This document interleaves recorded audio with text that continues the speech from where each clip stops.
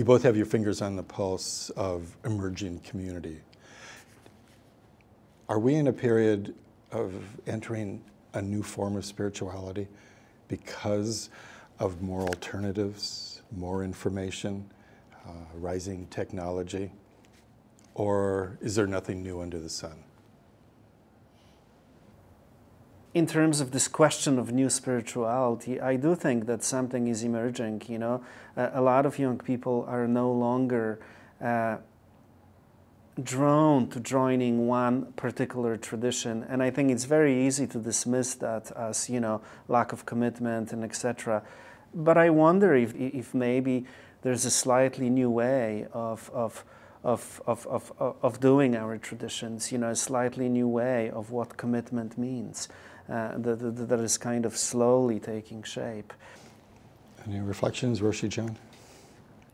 You know, it's difficult for me to say that something new is emerging that is different than what emerged 1 second ago. You know, it's new. I mean, this moment is really new.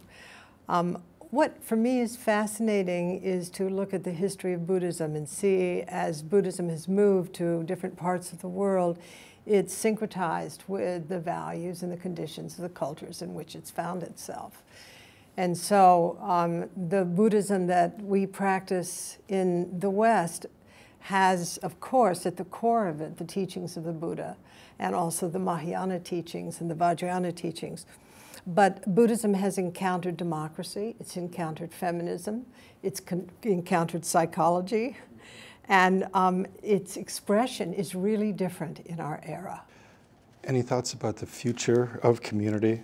Are young people giving us a vision of the future that we didn't have before, in your experience? Well, I mean, first of all, I think when I look at this concept of a community, a lot of young people are forced to live in communities simply because they can no longer afford to live by themselves, you know, and that's really huge, and I think it needs to be acknowledged. So young people are forced into communities, and then sometimes, you know, as a result of that, because community living is so difficult, they are forced to adopt certain practices that help them to figure out how to live together, how to talk to each other, how to be present to each other, how to respect each other, and etc. You know, I think Adam's community is a really powerful example of the potential for community to heal the sense of alienation that is touching young people all over the world. I think that crisis brings opportunity. And the crisis is both in terms of the psyche, but it's also at a global level. And I think the greatest medium is what, you know, Thich Nhat Hanh pointed to when he said the future Buddha will be the Sangha. Mm-hmm.